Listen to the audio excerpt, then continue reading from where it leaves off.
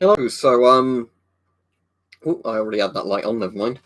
As some of you know, I ordered one of these the other day when we saw it on stream when we were talking about it. And basically, the same filler that's in this helmet can just be bought on Amazon now as like a sheet. So what I'm very interested in seeing, and I'll test this tomorrow in a video, is how strong this stuff actually is against like knives and crossbows and things like that. Because in theory, if you can now on Amazon buy a plate this size for £25, you could basically get a body armor plate of it, if it's as good as the stuff in the helmet, for like 25 quid compared to however many hundreds it would be for the ceramic plates.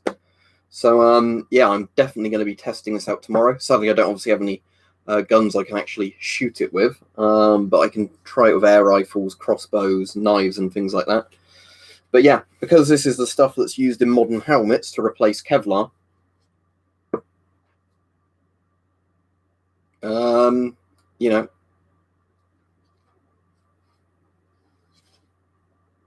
I think this will be quite interesting to,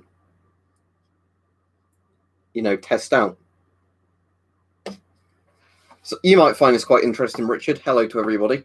When we were talking about body armor things ages ago on one of Mike's streams, basically you can buy UHWPE, whatever they call it, ultra high, you know, molecular, whatever it is, polyethylene, quite cheaply now. And in theory, it's the same stuff that's in this helmet. Whether or not the military grade stuff is actually way better still, I don't know. But I'm very interested in you can actually have guns in the UK. I've got 2 firearms, but I don't have cartridges for them, and I couldn't even legally shoot them on my property if I did, so I can't, you know, just shoot this to test it. As much as, you know, if I could, the Schmidt-Rubin would be brilliant to see if it would stop a Rubin round. So, if it's handy, it is. One thing I can test easily with it, you can see if it stops the FS blade. Yeah, it goes in a little bit of the FS, but not very much. You might be able to see a little gouge there. But yeah. So that'd definitely be stab proof, because that just puts like little marks on it, which you can't even see very well. But yeah, so it's definitely knife proof. It'll be very interesting to test a crossbow bolt versus this, though.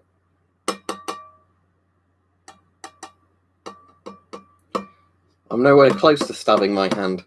But yeah. What does that have anything to do with the stream, Baron? And no, I don't have any Blade Runner gear from the film, no. It's the title of the stream. Yeah, I can test the spear on it, Marcus. I could test the bill hook on it as well, actually. Or the glaive. I don't think it's very cut resistant, but it is meant to be very, very sort of pierce resistant, you know, from either cartridges from firearms or, you know, knives or whatever. So, this is a Fairbairn Sykes knife. It's a reproduction one, but it's an FS knife. It's basically a combat dagger rather than an actual kind of knife. But, you know, out of all the knives I've got, this by far stabs the best into things. As you can see, that sort of puts the tip in a little bit there. But as you can see, that barely scratches that. If I put it at this angle, you might be able to... Yeah, there you go. You can see what the knives do to it. They literally just go less than a millimetre in.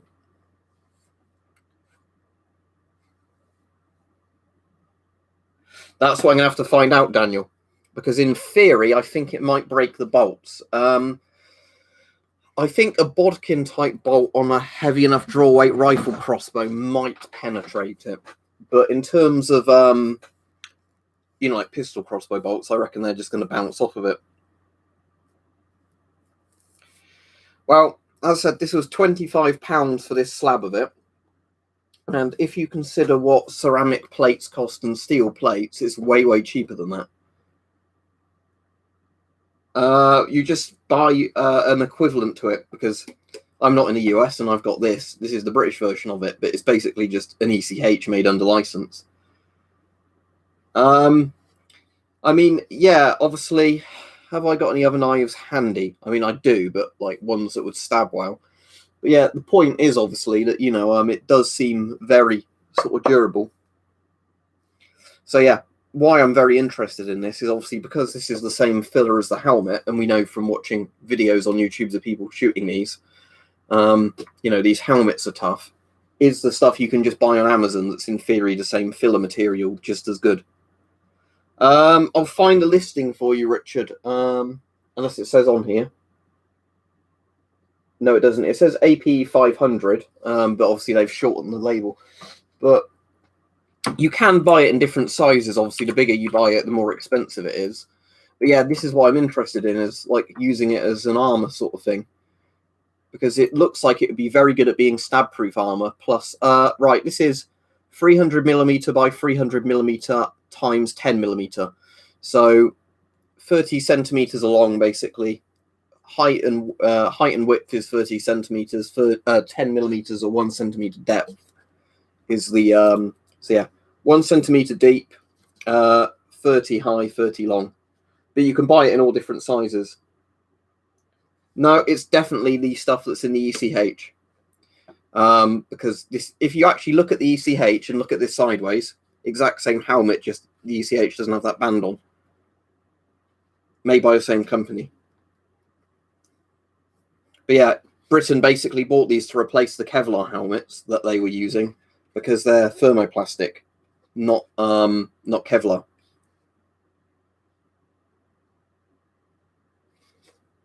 And you can tell just by picking this up, this is lighter than Kevlar.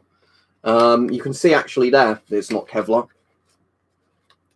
See, because where I slashed it the other day with the sword when I was streaming, see, it's got white stuff in the filler, like this, not actually Kevlar. I've already been at World War II, guy. Didn't you see the stream the day I've been? You've not been paying attention. The video today was the one, like I said, I filmed it in advance. I've already been. That's why there's photos of me there, on the upcoming video. Otherwise, I'd be doing a very magical thing if I was able to have photos of being there without being there. No, the video's not there yet, but you can watch the streams. Like I said, there's a scheduled video with all the photos and that I took, but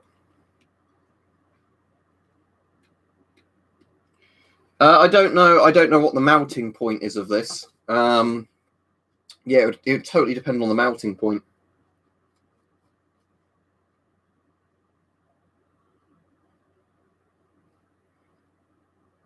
That's interesting, Daniel. Like I said, I've seen a video where one of these helmets gets shot and they literally can't penetrate it. They like massively deform it with a lot of rounds.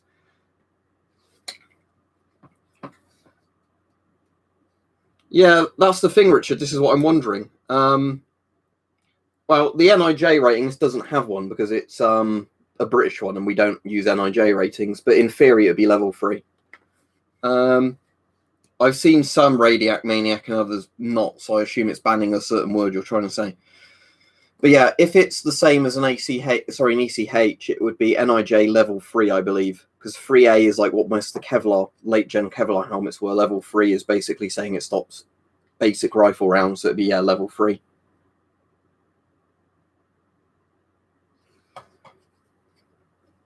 There's a video, Daniel, I don't know if you've seen it, the Mike B one, where they shoot one of these helmets, or the American ECH variant, and nothing gets through it, not even 7.62 NATO gets through it. I read out the one about it melting, if you didn't bother listening to what I said. Otherwise, then no. But yeah, so in terms of ballistically, when this is used in helmets, however they do it inside the helmet, it's...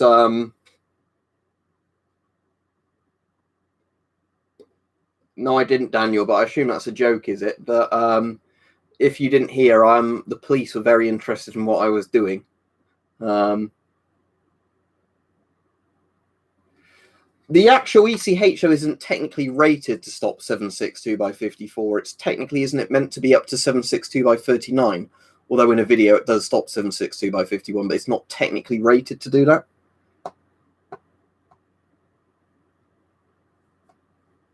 Right, so the word melt is now banned by YouTube. Brilliant. But yeah, the point is, this is basically the same thing as the ECH. It's just Britain bought them on license. All of Britain's previous helmets were made here. These aren't, because basically we don't have, you know, whatever the license it is to make helmets with that sort of filler in them.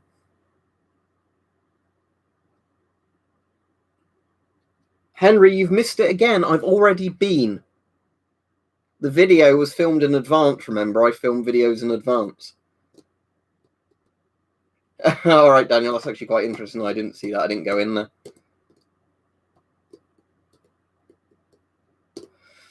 The thing is, Riley, I imagine a lot of stuff like that can still give you brain damage or like break your spine and things like that. You'd never still want to be shot with it. But this is what I'm very interested in, is just because you can buy the stuff as plates now online. How does it compare? What I'm sort of interested in is just judging the thickness difference between. See, I reckon that this might be even thicker than the helmet's thickness as well, actually. Yeah, it is ever so slightly. It's very similar. They're both about, you know, 1 centimeter, 9 millimeter thick. Yeah,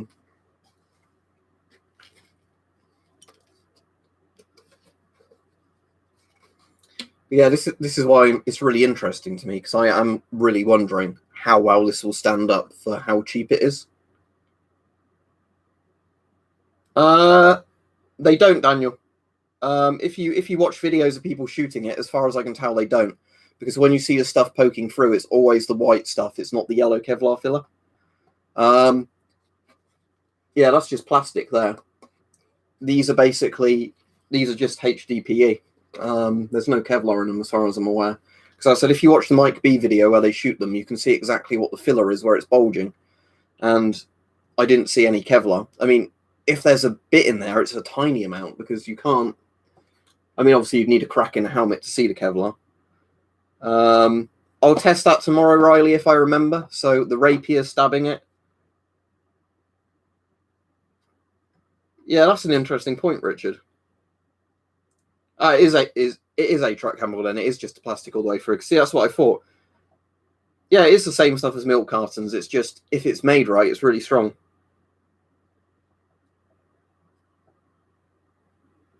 Well, I don't know, as said Daniel, I don't know if they do mix stuff with it, but from what I've seen in videos when people have cut them open, it does just look like white plastic, not... Because obviously Kevlar looks like Kevlar. The helmet certainly isn't. This is. The helmet is like 250 quid when they turn up on eBay, because they're, you know, current military spec things that aren't really meant to go on sale, but they do turn up on there.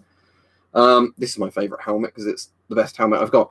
But this stuff is cheap. It's about £25 for a bit this size. Smaller plates are cheaper. Bigger plates cost more. This is a Virtus Revision 2 helmet, whatever they call it. If you look up the US ECH, it's basically the same thing. Battle Skin Cobra Plus, also known as a Cobra 2. In Britain, they just call it the Virtus helmet. But yeah, it's basically an ECH. But again, with like all this stuff, because it's current military issue stuff, they don't generally tell you all the stuff that's in them. So yeah, it's possible they have. I reckon they probably have done something, as you said, with this. Whether it's mixed Kevlar in with it, mix other stuff in with it, probably. Because I don't reckon personally one of these plates is going to be as strong as the helmet. I doubt that's true though, Daniel, because in general, with stuff like that, like a lot of modern tanks, they do not tell you exactly what's in the armour. They tell you the gist of it, but it's still considered like military secrets. Yeah, like I said, that helmet was more expensive than $200. That's interesting. But yeah, have a look then.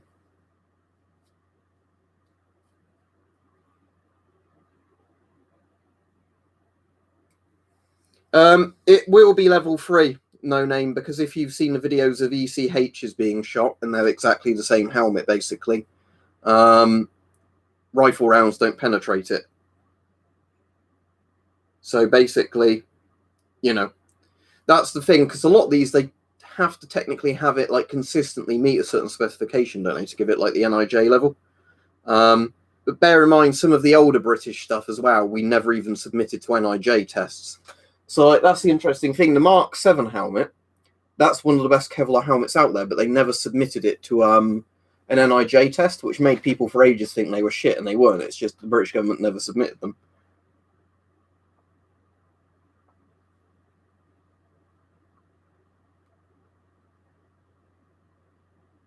Well, I'll be testing it for my South War video. That's the point, because I'd actually like to test it for myself, not just believe what everybody says online.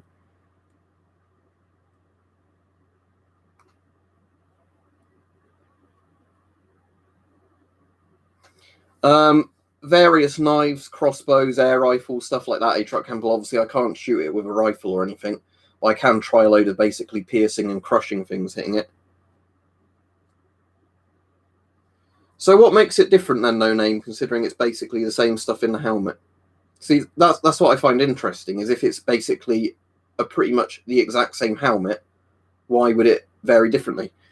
And surely with fragments, if they can, one stops a certain amount of rounds, the other wouldn't, then that wouldn't make sense, because then the ECH would also stop more fragments. But yeah, I don't want the stream to turn into people arguing what stuff can and can't do, because you can look it up online. Yeah, Daniel, as far as I can tell, they are the same thing. From what I've seen, it literally just looks like the Virtus has that kind of front mount on it, and the ECH hasn't. Let me have a look. I think the liner's a bit different, isn't it? ECH versus Virtus. I'm just going to Google this to see if there's anybody who's got two side by side.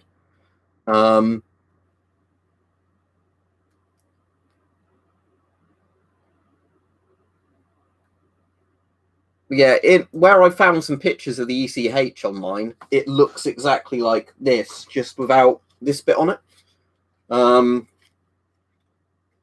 Like, that's literally the only bit that looks different to me.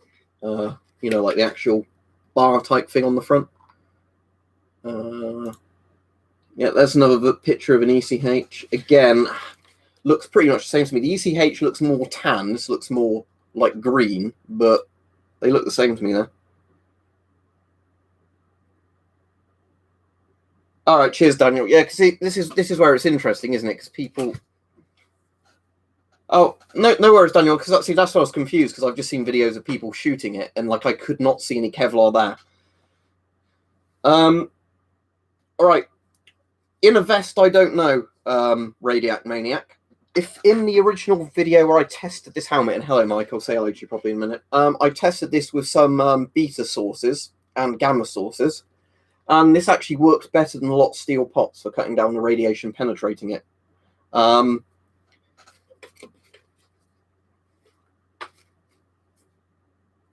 It slows it down. Thick enough Kevlar does, in theory. It stops alpha and beta radiation. Gamma it won't, but it does cut down what gets through. So if you had a Kevlar vest on compared to not having a Kevlar vest on, you would receive a lower dose of radiation. Yeah. But this stuff actually does seem... Let me test something. I can actually test this. Hang on. Right. I've got an idea. I'll turn this on.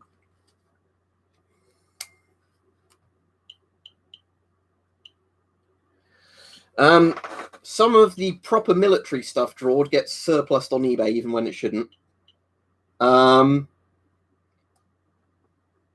can get like foam head type things, Bob, like, or mannequin heads.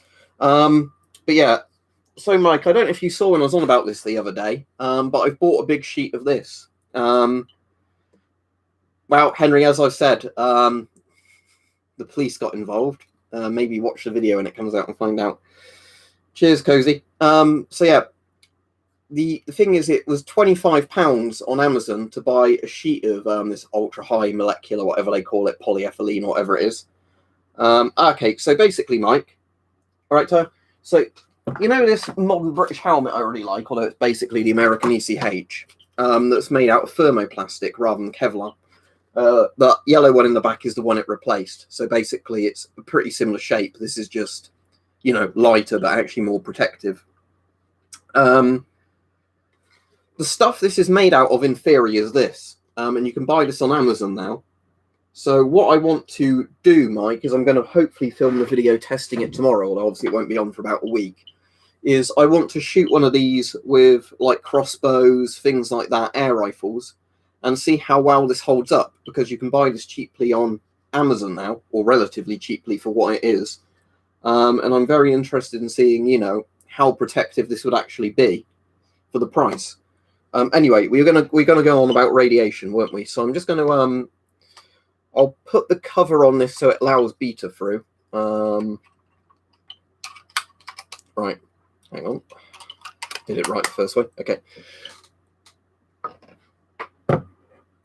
Yeah, basically, as we were saying, Cozy, the American ECH and that British one, in theory, can stop rifle rounds. Now, apparently they're not rated to officially, but if you watch, there's a Mike B video where they shoot these. The American ECH equivalent of this survives a 7.62 by 51mm NATO round hitting it.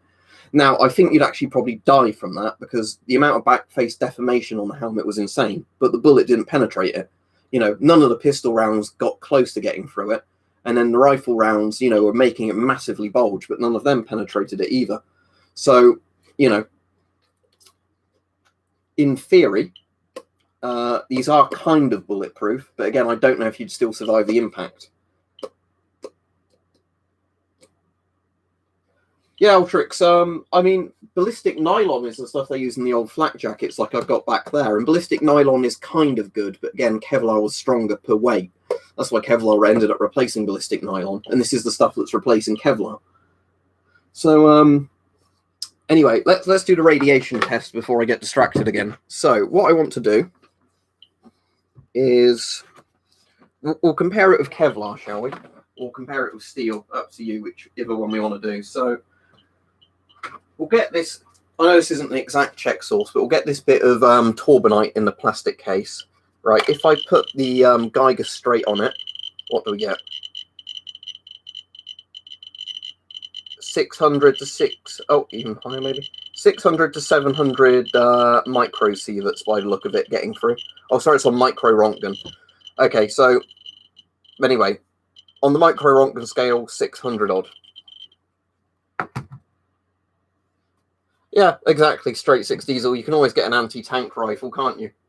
I'm sure that will go through pretty much anything. Anyway, so just to do the demonstration. Now, I know the liner is going to have an effect here as well, but just for the sake of the video or the stream, can I prop that up somewhere? It's going to be pretty difficult to do, obviously, on camera, but okay, tell you what, I can nestle that in there, and then I can do that like that. Okay, so a Kevlar helmet, as you can see, there is radiation penetrating it, but it's not too bad, actually. It's like double background. With this one, let's try it again with this one, and I'll try it in a minute directly with the actual just plate itself. Like I said, I know it's not completely fair, because obviously if the liner's a bit further away on one than the other to the helmet, that's going to have an effect, but... Right, that's actually not as effective on this one. That might be because it's slightly thinner material.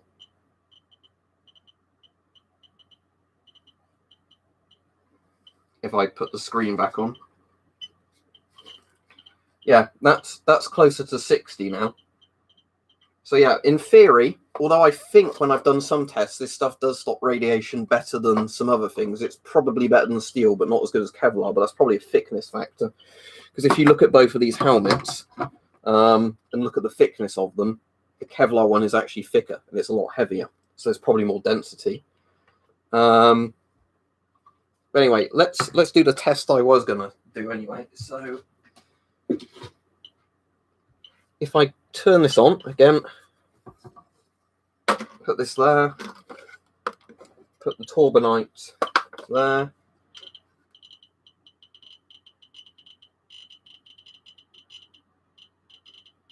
Yeah, that's not brilliant at stopping the radiation, because I imagine it will go up a bit like that. Yeah, but yeah, so I'd say that's probably stopping the beta rays getting through, but that's about it. It's not going to do anything against gamma, as said. It might lower it slightly, but you probably want lead for gamma. But anyway, yeah, the point was that this stuff is, you know, this stuff is quite cheap for what it is now. So thank you very much, Cal.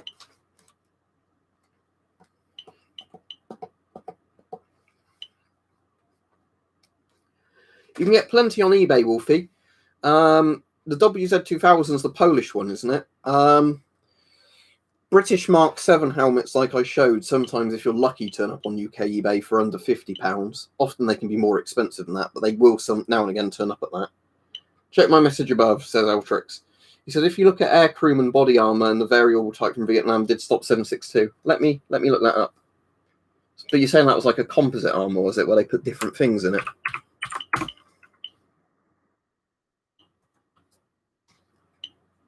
Oh yes, that's actually pretty cool, because it looks kind of like an old medieval cuirass to me. That's pretty cool. The chicken plate. Yeah, I'm going to bookmark that. That's interesting. Yeah, it looks very sci-fi, that to me, but I suppose it's because, you know, why they put strong stuff inside the armor. It was quite bulky, wasn't it? Yeah. So they had aluminium oxide, silicon carbide, and boron carbide as the ingredients. But yeah, it says they could weigh over 30 pounds. So yeah, they were pretty chunky vests then, weren't they? Ah, that's very cool, Altrix.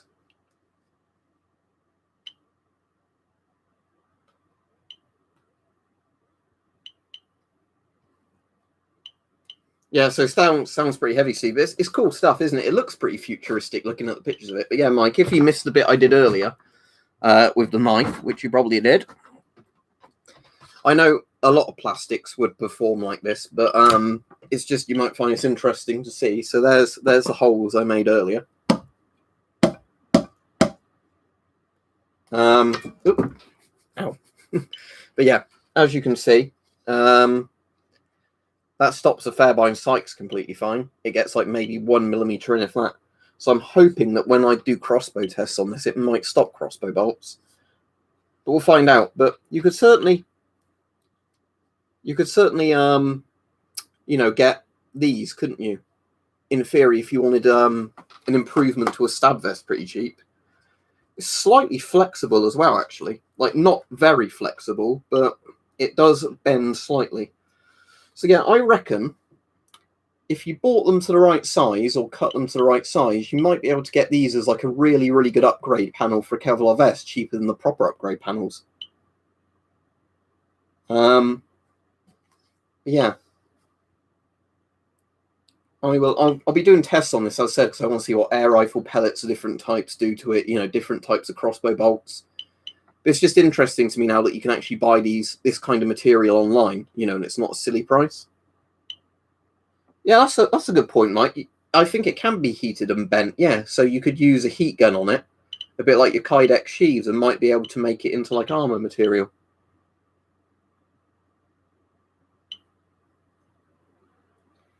Or as in the Geiger Muller tube, there's not much point because I've got SI3BG tubes and things like that on different Geigers.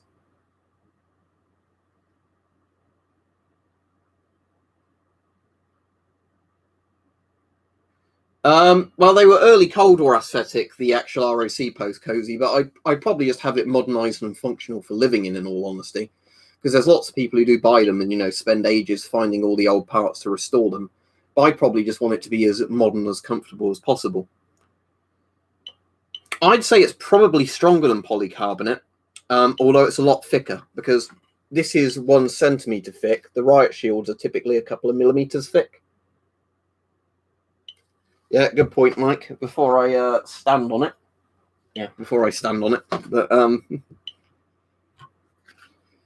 there's quite a few different materials used in cutting boards. But yeah, like we've been saying for ages that you can use cutting boards as cheap kind of stab-resistant armor. But yeah, I'm just very interested in testing this against a variety of things just because of how cheap this is now compared to what it was historically, or just the fact you couldn't get it. And it's the stuff that's replacing Kevlar. Oh, wait. Yeah, sorry, I was thinking of the SI3BG there. No, I've not upgraded it with one of those. It's an interesting idea, but no, I'm not bothered.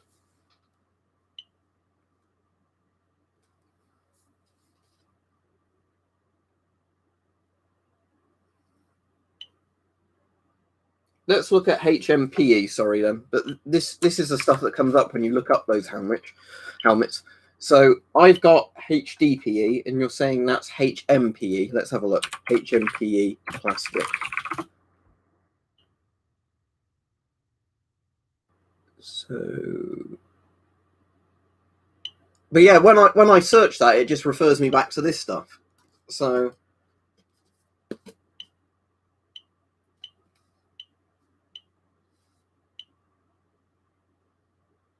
HDPE.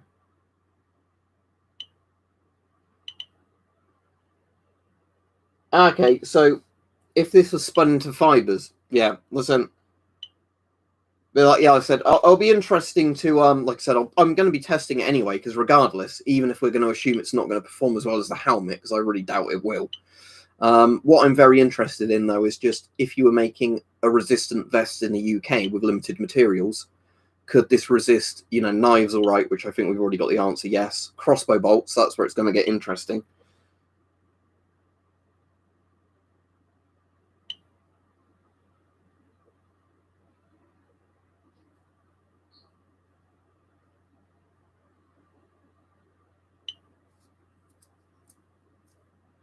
Which one, Altrix? I'm trying to read Mike's thing as well, but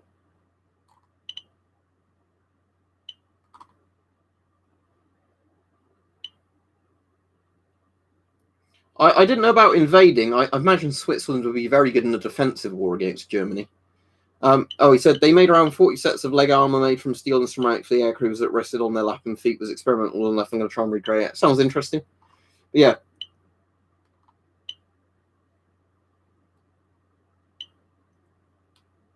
So let's see if you can get a HDPE sheet. But regardless, Mike, this looks like it's fairly strong stuff. Right, now I'm really confused because people are saying it's not the same thing and they're saying it is the same thing. Right, I'm confused.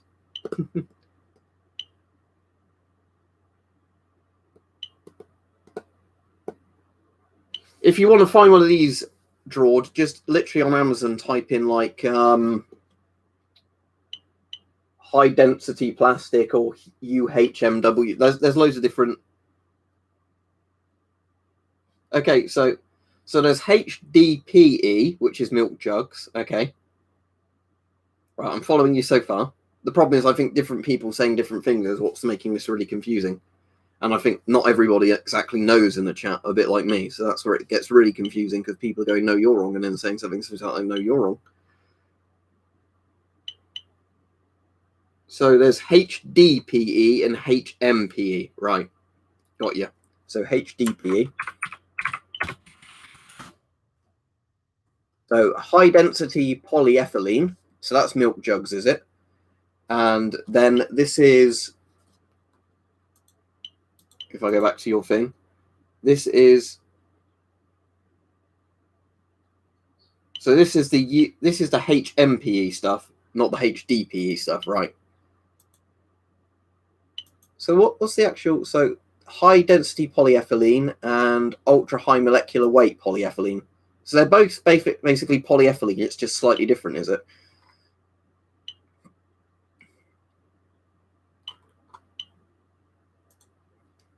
But you can buy HDPE sheets online as well, can't you? So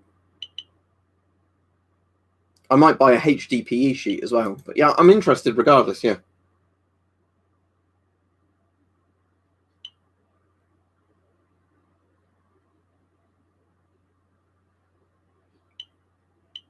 Oh yeah, this is HMPE, I think, yeah. I'm on it now and again, Ty. The problem is obviously being on when other people are on. I won't be on tonight, but I might do it in a week if there's actually a time when people are on and say they're going to be on rather than it just being. All right, see you, Bob. Yeah, I wouldn't bother trying to super science explain to me how all this works. But yeah, like I said, tomorrow, regardless, I'm going to be testing this with various things. Obviously, I'm not wearing it, so there's no danger to it. It's just more going to be what will or won't go through it, because that's what. Ah, excellent, Mike. So yeah, this is the stuff you've tested before. That's pretty good to know. But yeah, you can buy this and cut to all different sizes online now and different thicknesses, rather than just buying it as chopping boards.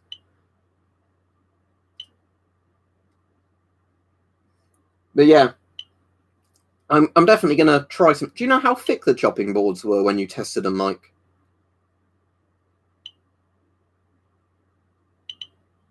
Because that would be interesting.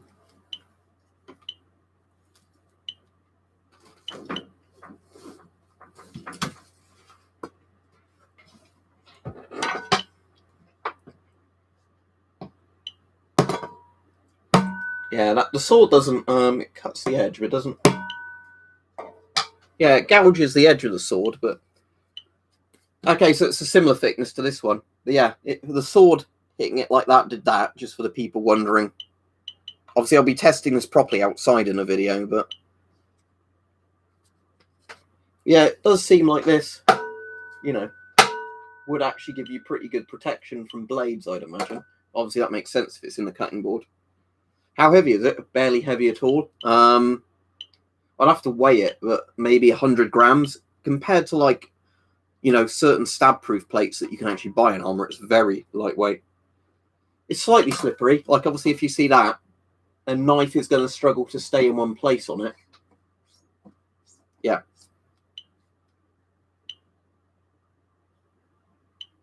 I can test all the stuff like a machete and that on it. It's firearms that I want people to test on it who are in the States. But, you know, no, I quit smoking ages ago.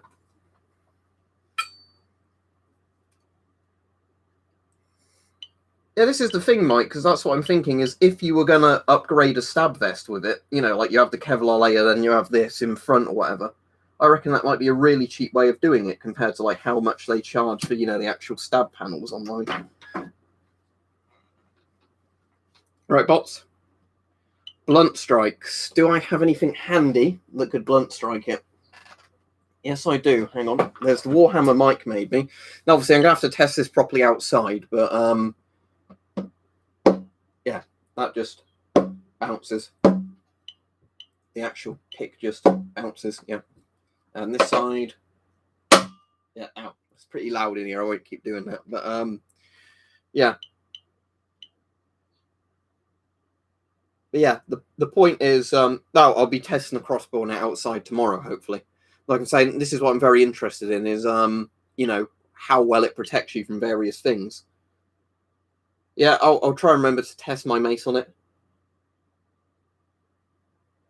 Oh, you just post the footage on YouTube when you do it, Cozy. But yeah, I'm kind of just interested in various just caliber firearms, like, you know, pistol calibers, rifles.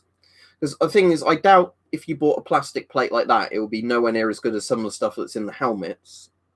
But it would be interesting seeing, like, would it stop 9mm? Because that isn't too heavy. And I know you can have thinner levels of Kevlar. Thinner layers of Kevlar that would technically stop 9mm. It's just an interesting thing, you know, for something that's so cheap, if you were wanting to reinforce something. It's really hard to say, music, Matt, because the thing is, if it's being shot with rifles in the form of fit helmets like the ECH, there's lots of videos where people can't manage to penetrate it with whatever rifles they try. I think, in theory, a plastic plate like that might be penetrated by a pistol, but I really don't know. That's the thing. Okay, that's interesting. So there's already several videos, is there, Daniel? So if it's backed with a steel sheet, it can stop 9mm and 45 easily, but can't stop. So basically, it works in a similar way to Kevlar against pistol rounds. Then.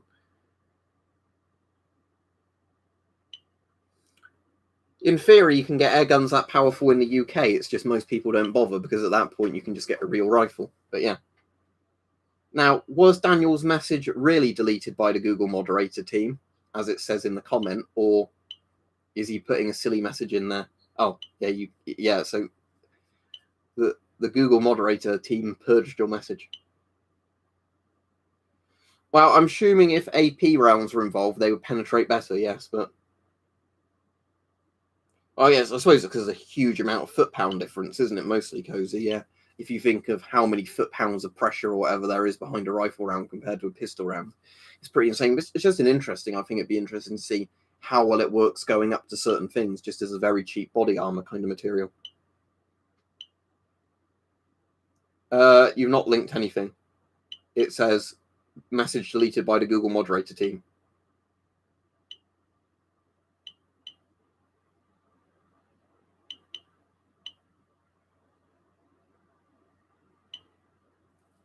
The second one didn't show up. That showed up where it says watch, and then yeah, an FN57 would be interesting because again, that's a pistol round, just quite a high velocity pistol round. What do we reckon? Do you reckon it would stop a Tokarev round? What's that? 7.62 by 25mm.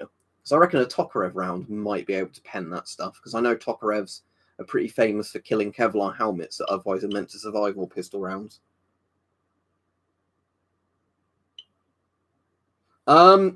We have a couple of different ratings, Music Nut. I mean, NIJ is a kind of thing that a few companies still advertise it in. I like American NIJ ratings because they're easy to follow. Britain has like a kind of load of weird different ratings for different types of things. Like stab armor, for example, has different ratings than slash armor and all that sort of stuff. I can't open a link when I'm streaming, but yeah, you post a link.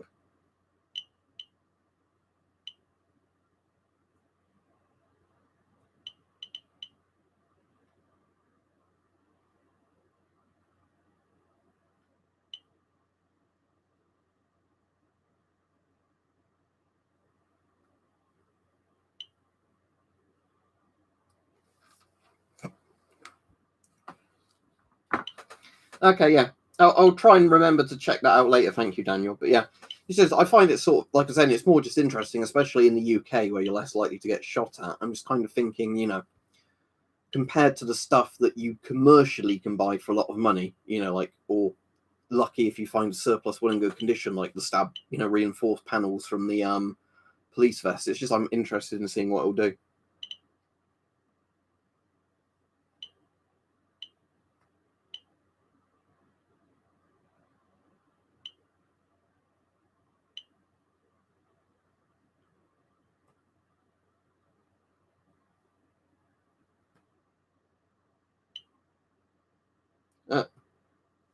Code later. But yeah, well, like the same. That's the thing is, isn't it? With like ballistic ratings, is like if you watch that Mike B video, it does better than its NIJ rating. But I wonder with some things, if they submit it to one rating, obviously it passes that, but it doesn't technically pass often enough to meet the second rating or whatever. Do you know what I mean? Does that make sense?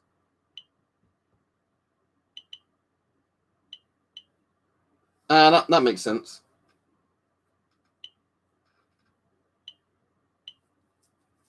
Yeah, that's the thing, Mike. Because I think a few people do forget, don't they, that obviously what we might think people might, you know, have would be very different than other countries, and that's why I'm interested in it. You know.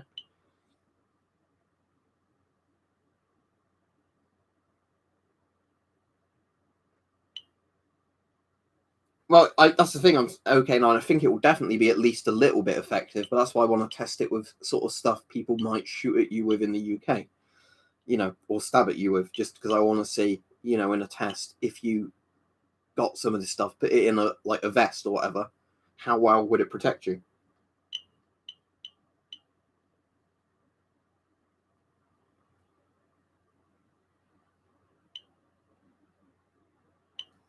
Yeah, I'll definitely try it with different crossbow type things. I'm going to start with pistol crossbows and work up, and obviously if something penetrates, then I'll say it couldn't survive more than this. I should have some bodkin type heads in a few places, so I'll need to dig them out because I'm assuming a bodkin type head would probably penetrate it better than random, like, you know, field tips or broad heads, but I don't know. I might get Escape from Tarkov if it's on sale, if there's a single player mod.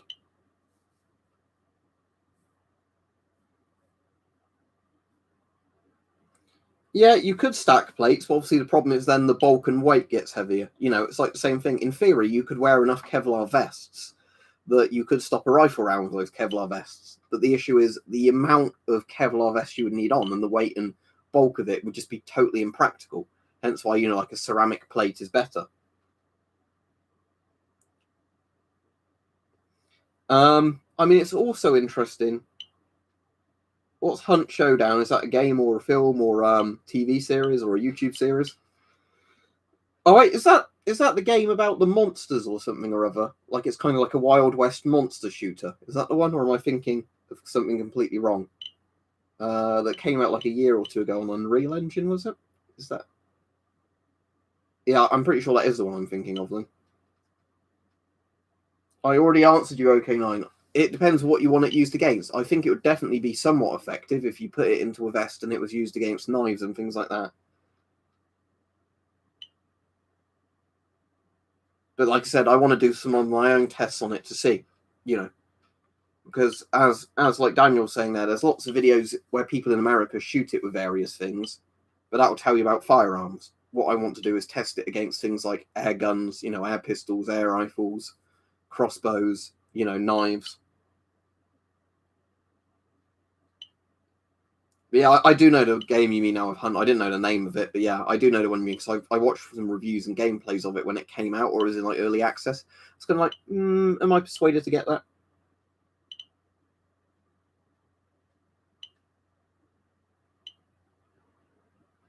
Yeah, there's a lot of ways of reinforcing it, isn't there, Anonymous American?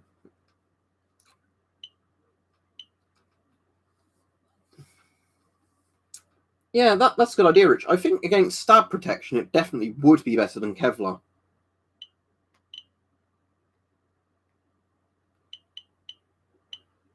How much would it be to get one of the proper steel plates for a truck camper, or are they too hard to find? It also depends how likely you are to think of something hitting you at really high speed from the back, because if not, you could obviously not have that plate, or you could put something weaker in just as a bit of a counterweight and protection. Oxfordshire sort of area, Daniel.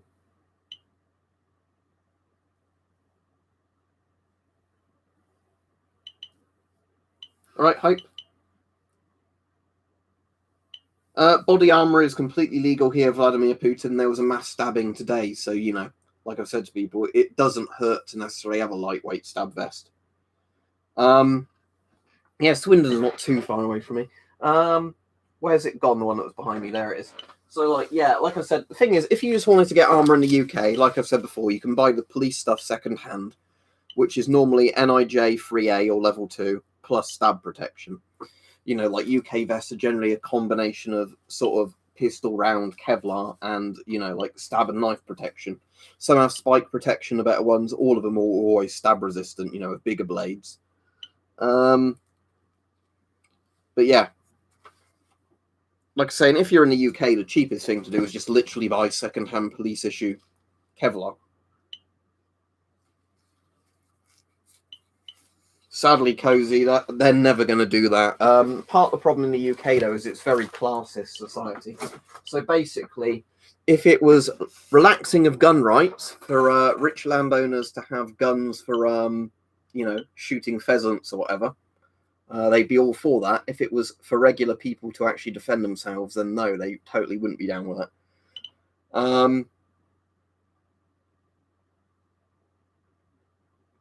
But yeah, that's the thing, Cozy. Like I said, personally, it's like one of the things, like I said, if ever I go to a dodgy city area, I always wear a stab vest under my clothes because it's not much extra weight, but, I feel a lot more confident having it on me.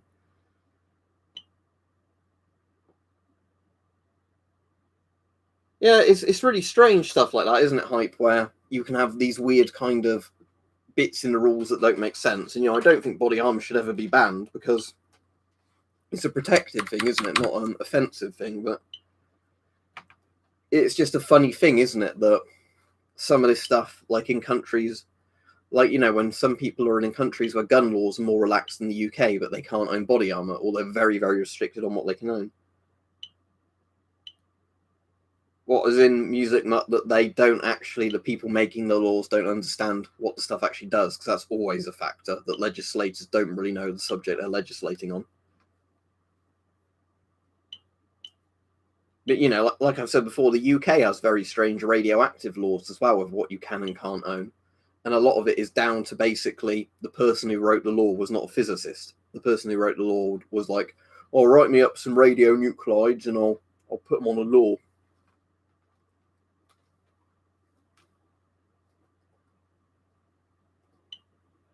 Yeah, that's the thing, Daniel, as I was saying before, because even with like the video of that ECH being tested, the back face deformation on it made me think that you wouldn't survive some of the hits.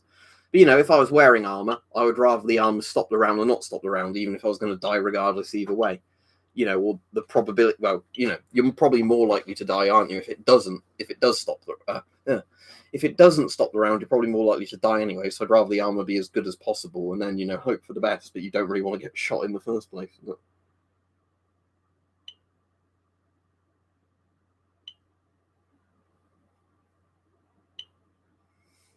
yeah, see, again, a truck company, especially if there was, like, you know, like you could get an air gun that's higher in foot pounds than a lot of rifles that you can't own. It just makes no sense, does it?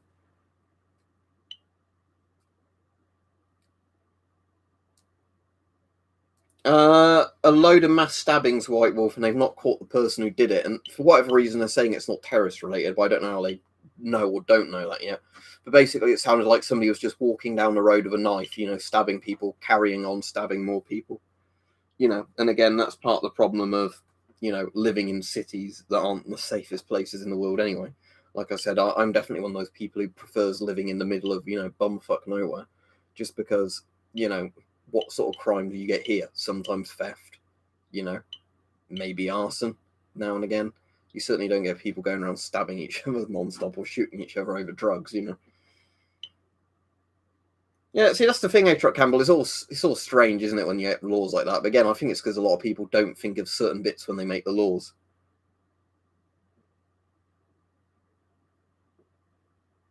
Yeah, it's strange laws like that, isn't it, Hype? But again, I suppose it's because probably nobody's exploited that to cause a lot of harm. And I'm sure what would end up happening is if some dickhead, you know, ruined it for everyone. That's what always happens. That, you know, there's a law that isn't too bad. Somebody thinks, oh, because this law isn't too strict, I'm gonna, you know, do something stupid, and oh, the law's now worse for everybody. Because YouTube doesn't let you do it. Okay, no, that's just the simple reason YouTube doesn't let you do it.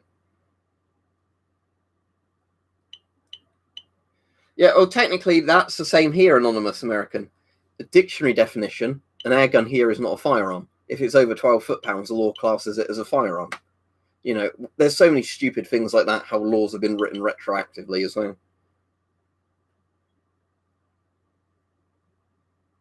But yeah, that's the thing here. Air guns, according to the dictionary here, are not firearms. According to the law, they are as soon as they go over 12 foot-pounds. When they're under 12 foot-pounds, they're not a firearm. You know, the 12 foot-pound thing makes it a firearm according to the law here, not the dictionary definition, and not, you know, any common sense definition. The thing is, I can understand why they do that. That, you know, an air gun that can easily kill somebody is classed under firearms laws, and ones that can't aren't. That makes sense, but it doesn't make sense why something with a dictionary definition, you know. I'm sure you get what I'm getting at. It's just one of those annoying things, isn't it? But again, like, people like us don't make the laws on these things. It's generally made by people that have an agenda against something or just don't understand it.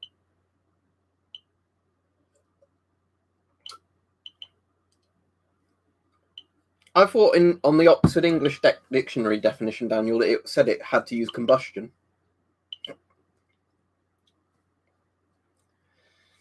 Yeah, that's the thing.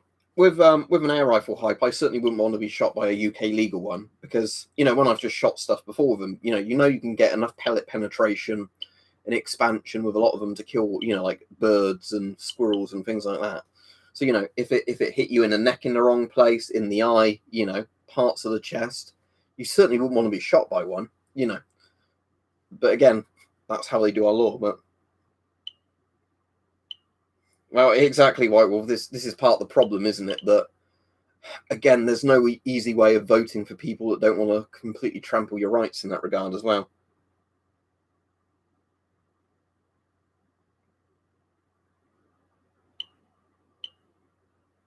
Oh yeah, parts kits is where you can, like, assemble the guns, isn't it, from things, and then the laws get really weird. Like, I know there's a Forgotten Weapons thing I was watching where they were saying, like, there was only a certain amount of parts allowed for, like, parts kits or something, or like a certain amount of parts had to be made in America. So there's all these parts kits that couldn't have lots of authentic original parts in them because there'd be too many non-American parts in them or something.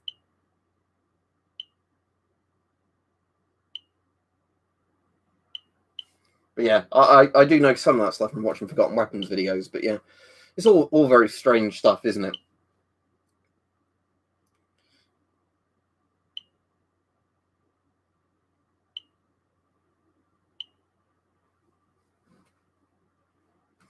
But yeah, we won't make this too political. I'll be off in a few minutes. But yeah, Because we were more just talking about this stuff originally, I think, because of, like, what could this sort of stuff stop? So in the US, it's done on the receiver. That's interesting.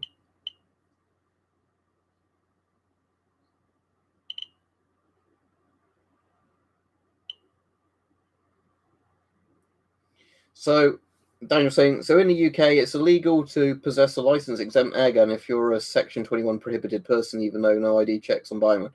So it's one of these things, isn't it, where technically you can't have something, but nothing's going to stop you getting them. It's that kind of thing, isn't it?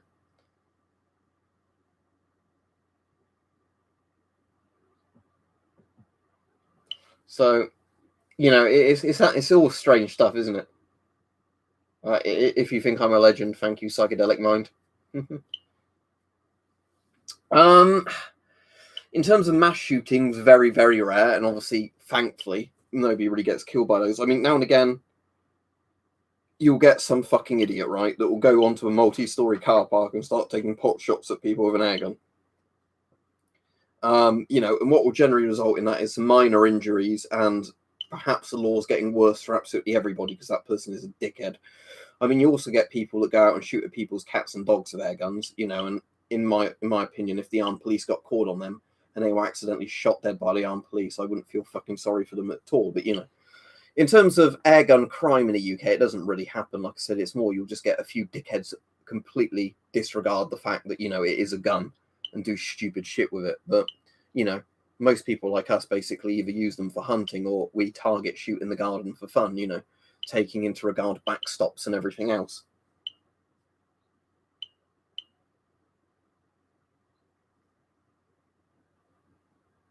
So I assume you meant to say can't special ID.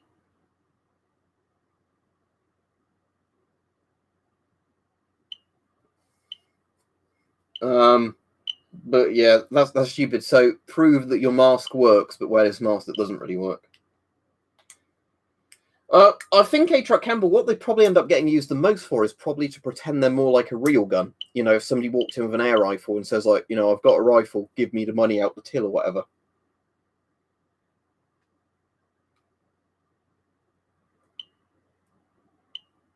Yeah, there's loads of weird things like that, isn't there, Richard? But in the UK, there's Section 5 firearms, aren't there, which is things like pepper spray, even though it's clearly not a firearm by anybody's definition.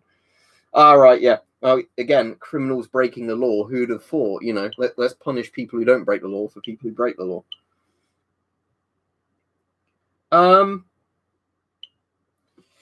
There's different types of ones on legislation, Cozy, because obviously there's Section 1 and 2 firearms licenses.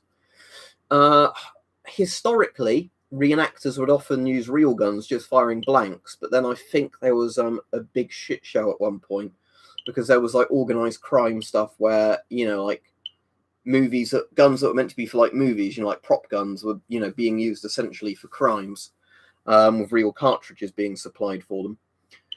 So I think they then made the laws stricter and stricter on blank firers, but I don't know the full extent of it. Because I know there was things about front venting and then not front venting with blank guns and all that. But you can find videos of UK reenactors with guns that look like the real thing, obviously firing blanks. So I think it must really fall down to, quite a lot of different factors. And I actually don't know what factors completely.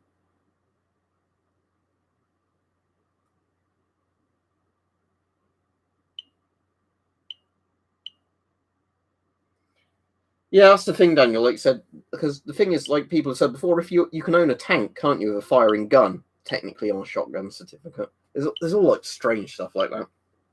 And again, I've got a Martini Henry and a Schmidt Rubin, both fully working, but they're classed as antique or obsolete firearms by the law and not actual firearms. So unless I was shooting them, at which point I believe I would need a Section 1 license for them, simply having them in my house, they're not a firearm by law. You can legally own and operate a tank over here, White Wolf.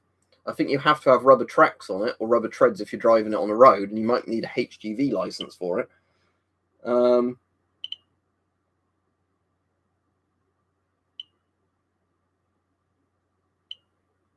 So that the laws here are actually more favourable to tanks in the US, and that's interesting. Yeah, you can find videos, White Wolf, for people just commercially driving tanks down the motorway, like old, tanks that they've just done up. Oh, now people are saying you can get a working cannon. See, now this is where it's confusing because everybody's arguing with each other again. Yes, Delakers, who makes these laws? Not sensible people. As your picture might imply, it's a bit of a clown world, isn't it?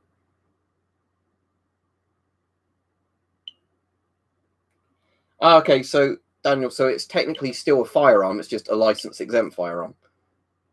But you know what my point is, though, don't you? That for all sakes and purposes, it's not according to the law in a sense, because somebody like you or me can buy one without a Section 1 or Section 2.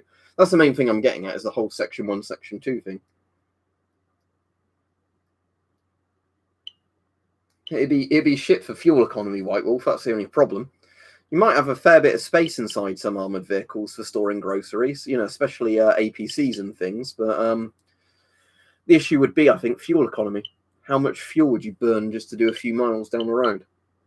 Like when I went to Sellafield and back the other day, filled up my petrol tank after we got down there, and then driving back, we've only used about 1/3 of the petrol tank, doing like 250 miles. So like the Sound Aero, if you're driving down motorways, gets great fuel economy.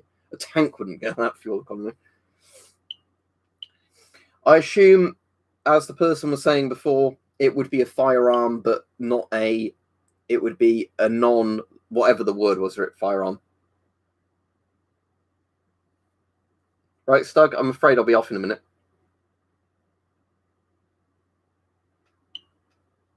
I don't actually know, Richard, if a pirate ship style cannon would be Section 2 or not.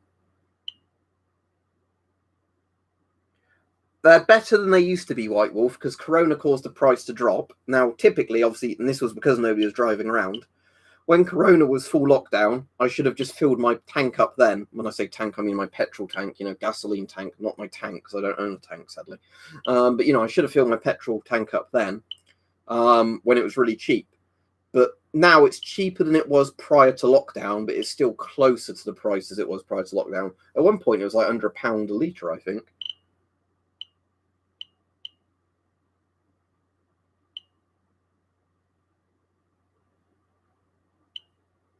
Yeah, well, I'm not saying they would be cheap for maintenance, special Eddie, but they're still going to cost more on fuel as well than the car, aren't they? That's my point. That, that they wouldn't be good on your wallet owning a tank for regular use. If you've got a load of money and you really want one because it's cool, go right ahead. For regular people, they're just very not practical.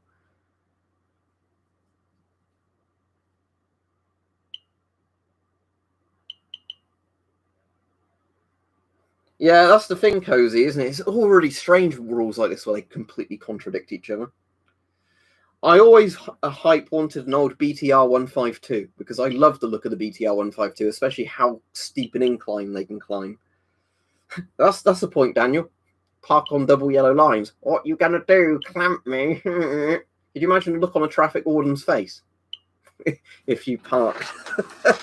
Imagine them trying to, like you're saying, tow or clamp a tank. Brilliant. Right, BTR 152. Just so I can show it to hype. It's the old Did it come out in World War II? The BTR 152, or was it just afterwards?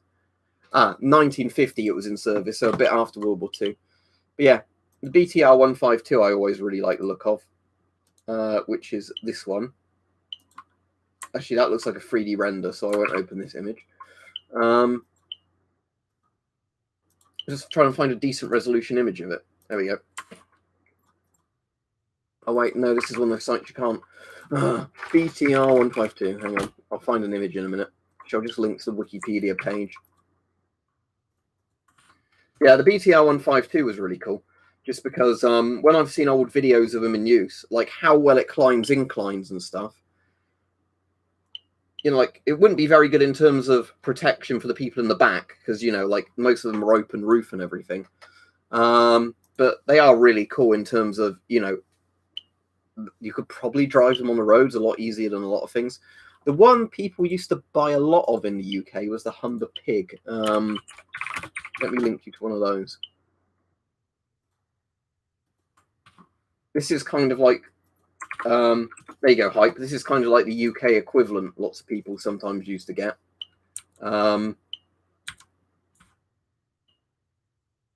quite a nice bit of room in a Humber Pig, isn't there, actually, if you were, like, sleeping in it as well or whatever.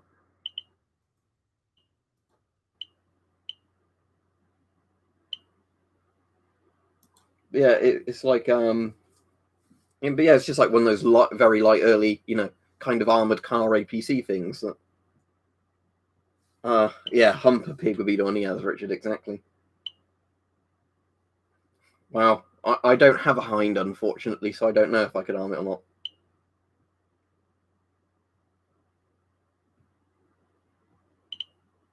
I don't know who said we own 2 tanks. Unless it's somebody famous that had a load of tanks, I don't know.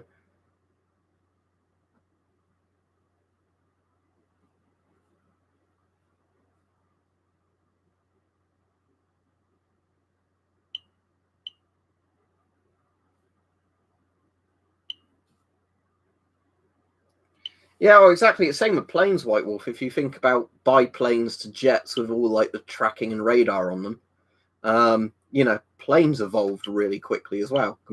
Think of like old Wright brothers sort of style biplanes. That's why the RAF museum at Hendon's really interesting because they literally have planes from the complete history of flight.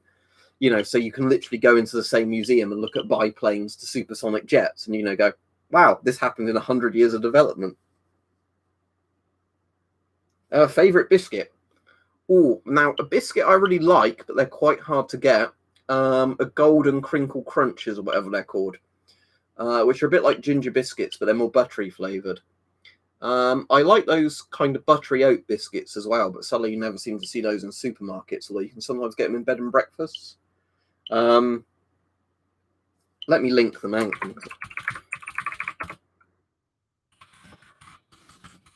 I think Lichfield do them for like buying in bulk, but it's completely unaffordable to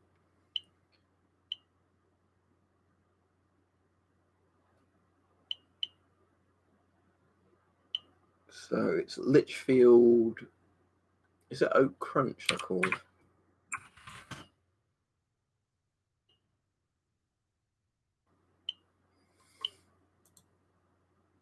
Amazon has got Lichfield biscuits in. Well, you can buy 100 for 20 quid, but I suppose that makes it 50p a biscuit, doesn't it, or something silly? Or like 20p a biscuit.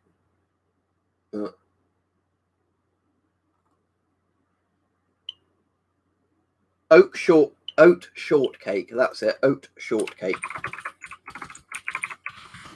That's my favourite biscuits, but sadly, like I said, they don't seem to be available in a lot of things. But yeah, you can buy the Lichfield ones in bulk on Amazon. It's just. I'm all right, thanks, Miss Valdez. I'm going off soon because I've had a day at work and everything.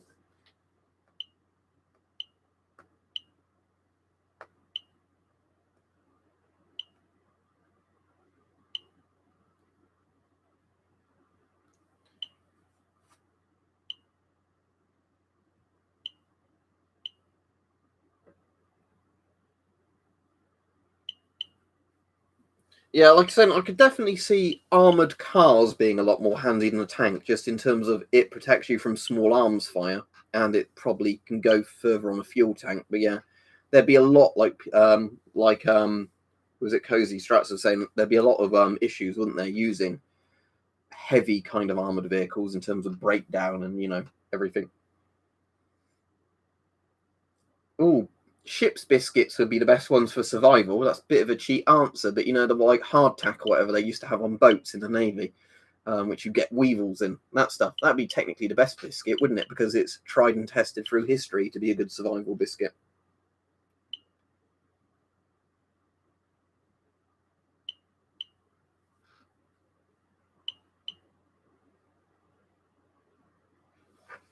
Depends what it's in, Music Nut.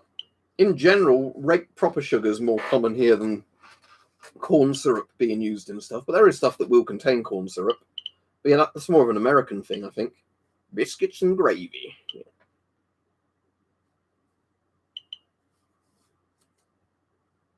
Yeah, that's how you get the protein, like you said, Mike, the weevils, because yeah, avoid you getting scurvy because you get more vitamins by having the weevils in it. What's 5.1G? Is it the bigger threat than 5G?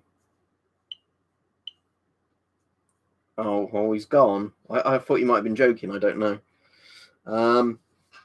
But what does the Geiger say?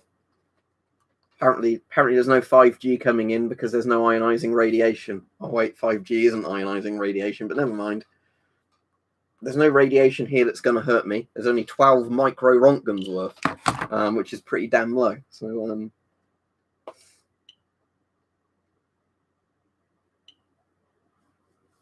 yeah, I managed to decontaminate it fine hype. It was a lot better than the therapy for decontaminating. Basically, how I did it was open the back cover up, put it at a bit of an angle like this on a surface, and then spray it from the side angle with rubbing alcohol. That way, the rubbing alcohol would pick up any contaminants and then drip downwards, so I could collect it on a bit of cloth and bin it. So yeah, it's thankfully it's just because this is built a bit better than a therapy where you don't have to worry about getting liquids damaging it. You know, I did say in my review of it that, you know, the issue is that obviously it does get contaminated easily if you've got one with an alpha probe, because to obviously measure alpha radiation, you need something that sadly will get contaminated easily. If I have to do it again, Marcus, I will do. But it was just a fluke thing. I wanted to see if it would work, and it did. But yeah, it was literally just keeping it at an angle with some cloth under it while spraying alcohol in it, letting it, you know, drip out and evaporate. Yeah, that's the problem. Like I say, storing Geiger counters in a couple of layers of plastic bags is a brilliant way of avoiding them getting contaminated. But the issue is you can't measure alpha radiation when you've got it in protective stuff. The Forshida's a brilliant mask. Very comfy. Yeah, I'm all right, Rajiv. I'm afraid I'm going off in a minute. I kept saying that to a few people and I've still kept chatting. But yeah, just to kind of demonstrate that. Rubbing alcohol in theory shouldn't, because it evaporates very quickly. But yeah, have I got some plastic things handy?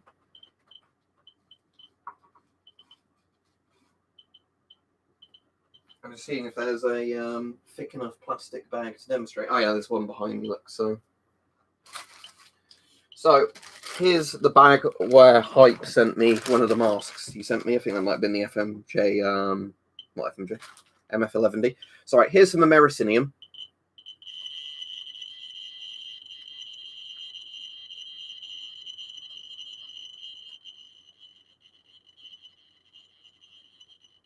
So yeah, that's it being exposed to americinium. Right, now let's pop this in a bag just to simulate having a condom around the Geiger counter. We'll just wait for that to reset. Now, I think it will pick up maybe a bit of the alpha coming off, but it'll be quite a lot lower. Yeah, see how much lower that is ticking now, or hearing it.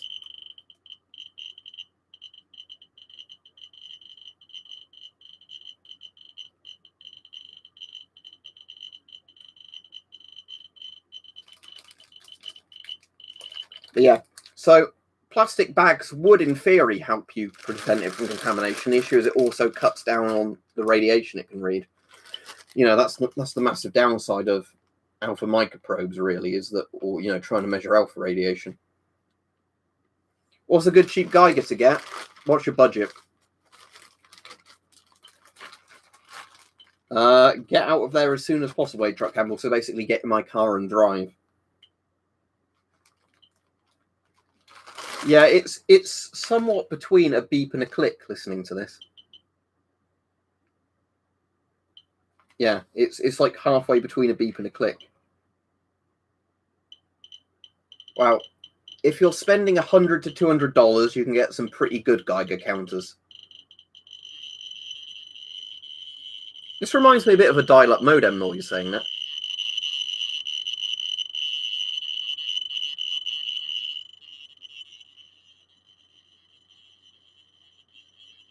Yeah.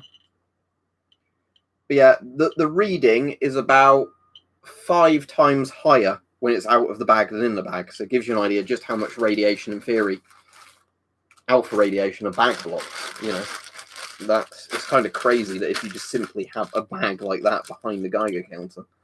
You know, the rate it ticks is pretty damn low. Yeah, it's sort of like a dot matrix as well. I've got suits and masks stored in my car.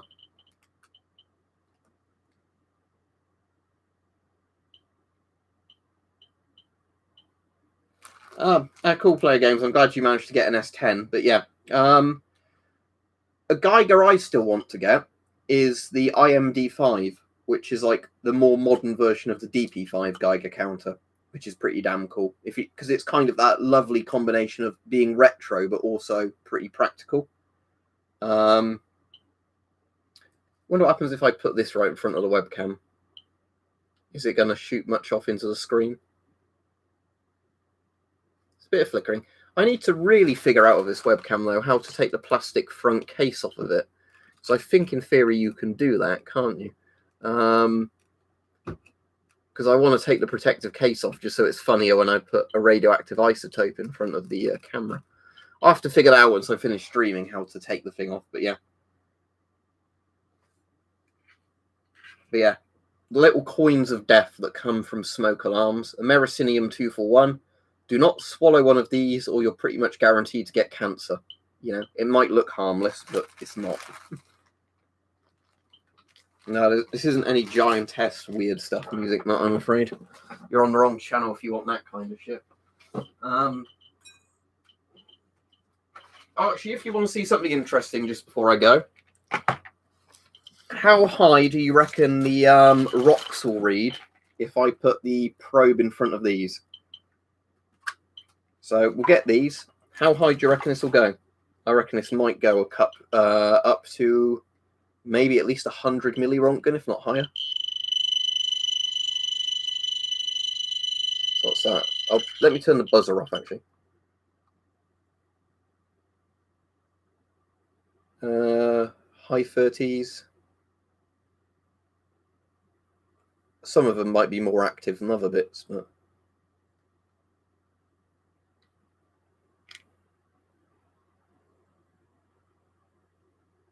yeah. But yeah, let's cover that back up. Yeah, pretty gemstones.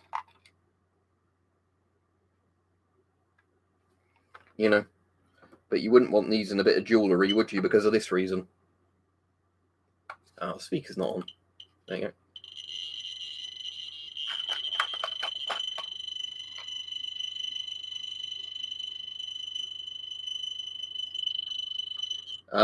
You can buy torbanite and autunite from places that sell gemstones, eBay, Etsy.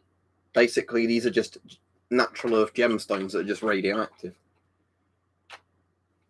Right, before I go, yes, I do have a tiny bit of tritonite. Sadly, it's barely active because of the age of it, and I think the plastic case it's in is designed to stop it giving off thing, but yeah, there you go.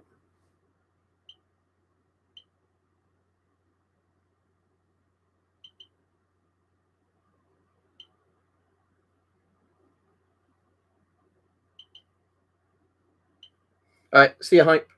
Have a good evening. Yeah. Does this tick above background? Yeah, slightly.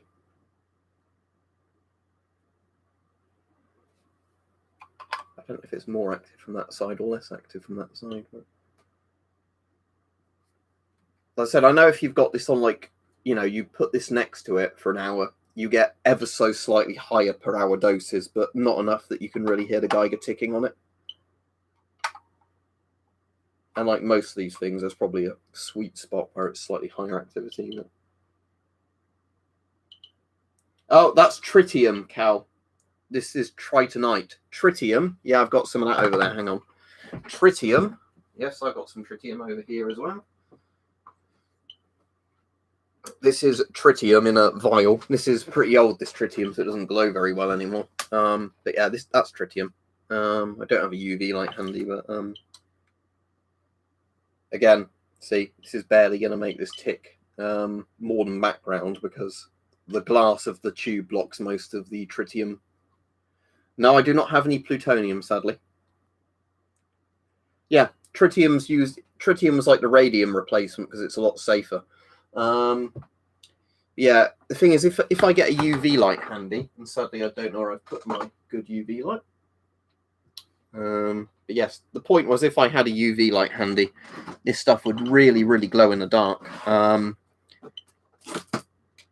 Yeah, not there. But yeah, I've got a more recent bit of tritium that does still glow really well in the dark, but because this was like surplus tritium where it's been sold because it's no longer very effective, it doesn't glow anywhere near as well.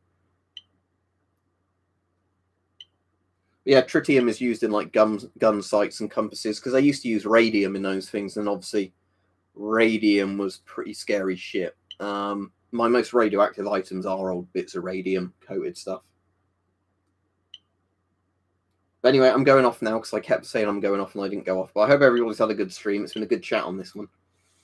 I wanted to go to Chernobyl this year, but then Corona happened. You can also get it in optics delay, Psycho. The old SUSAT scope had tritium inside the zoom bit of it on the little metal post on the sort of scope. Anyway, see you all, everybody. Have a good evening. Right, you're not on Twitch. Right, cool. Right, have a good evening then, everybody. Good night.